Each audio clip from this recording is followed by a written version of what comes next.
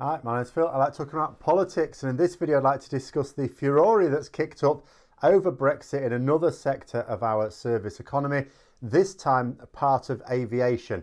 As a result of the Brexit deal, Boris Johnson seems to have given EU providers a huge advantage over UK ones when it comes to transport between Britain and the EU. But first, if you'd like to be notified of daily news in politics, please subscribe to the channel and click the bell notification icon. So I've already discussed how the Brexit deal gave more rights to EU workers in Britain than UK citizens, oddly, unless of course you're an Irish citizen. But it seems that there are wider implications with entire industries facing a competitive disadvantage with their EU competitors. Now, this particular issue concerns something called wet leasing. Frightful term, absolutely dreadful term. But it refers to apparently aircraft operators providing their aircraft or staff to another operator. British operators are now losing business hand over fist to their EU-based rivals, and it's all down to permits and the EU rules. Not that the British-based operators can't get permits as such, but one problem is it's taking too long. You know, this is yet another example of how Boris Johnson has followed through on his promises to F business by refusing to fully commit to the level playing field. The problem is that Johnson intended to use Brexit to tilt that playing field towards the UK, but has actually done the reverse. I understand. Angles are hard if you have an interesting but ultimately worthless degree in classics.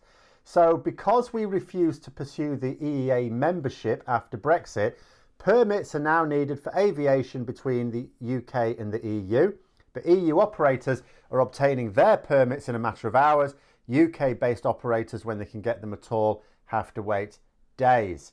The managing director of a company that's been hit by this, Alistair Wilson of Titan Airways, said that EU carriers can operate most wet lease flights in the UK, but UK operators can only do so in the EU under exceptional circumstances.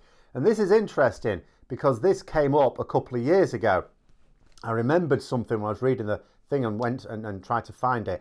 So I found an article from over 2 years ago, in fact, before we even knew exactly how we'd be leaving the EU. It was at a time when I still harboured hopes of not leaving the EU at all. And it set out the problems for becoming a third country.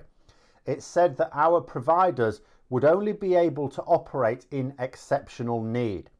The rules are clear that you can only do this if it's not possible to manage the demand with EU registered aircraft, or at the very least that you have an operational difficulty, as it puts it, where it's not reasonable to expect you to get an EU registered aircraft for the job. This was all known, and our deal did not make us an exception to this rule. As we know it, it contained almost nothing related to services at all. So this service was certainly not included. We also need a whole load of additional registrations and certificates, of course, adding extra time and cost to the business. But, you know, I imagine that is also the same for EU operators who wish to fly in the UK as well. Another representative of the industry, Andrew Green, said that he fears that this will be the end of the industry and that in future, in Britain, we will be completely reliant upon foreign carriers. In other words, suggesting that businesses based in the UK won't actually exist at all. So chalk another one up for sovereignty there then. And what they seem to be calling for are reciprocal arrangements. Now, the implication being, as far as I see it, they think the rules should mirror. So any ease with which EU providers can operate in the UK should be matched with the same ease for UK providers operating in the EU, and any barriers for UK operators in the EU should apply to EU operators as well in the UK. And that would indeed be fair. As we would understand the term, I would argue, yeah, that would be absolutely fair. But this is international trade. Fair doesn't come into it. I've said it before and I'll say it again. We were one of the driving forces in shaping a hugely impressive and powerful protectionist trade bloc.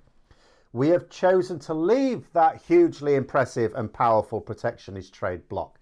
The consequences of that is that We do not have the same clout when it comes to winning international trade. The rules for trade will now be decided 100% by our competitors around the world, but most especially in the EU. Never mind not having a big voice, we have no voice at all. And quelle surprise, the EU is still protecting its members' interests, and that is no longer us. No problem, you may say. That's fine. The UK government can just adopt the same rules as the EU and make it just as difficult for EU providers to operate in the UK as they are making it for UK providers to operate in the EU. Make it clear that the rules will be mirrored exactly, then maybe we can arrange a special deal for aviation. Okay, sure. And while we're at it, let's agree a special deal for every other service industry that's been shafted here, because there are a lot of them that have been boned right now. I'm talking about this one right now because it's quite topical right now. Next week it could be another, then another, then another. And even if the government did decide to prioritise the wet leasing aviation industry, which is a double-edged sword, by the way, do they really want the government to prioritise their sector of the industry when they've seen what's happened to the fishing industry, which was apparently prioritised during the Brexit negotiations? But let's say that they did. There must be a reason why the government are allowing EU providers to have easy access in the UK when this is not being reciprocated for our providers.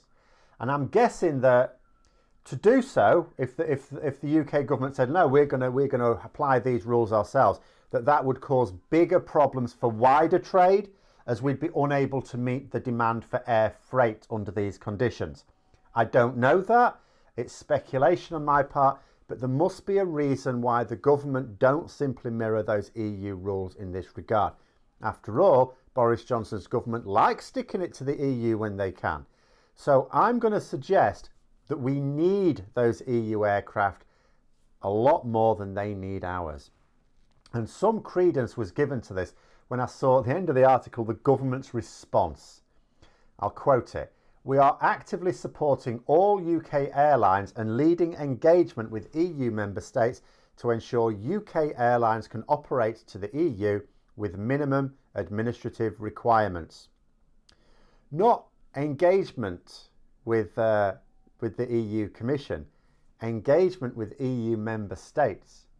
The government aren't attempting to arrange a deal for aviation with the EU Commission, presumably because they recognise they're in no position to get one.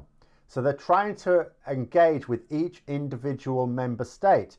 This will take way longer because it means talking to 27 individual member states, and it will be met with variable success because you'll have internal discussions amongst those member states, and that'll presumably slow down the process even more. You know, for example, let's say one member state sort of agrees something in principle with the UK, but then another member state says, but no, that'll hurt our business. We don't want you to do that. Well, the EU looks after its own. Not outsiders who spent the past few years being incredibly rude about them. What you don't see in that statement is any threat to withdraw the system that gives EU providers such a massive competitive advantage over UK ones.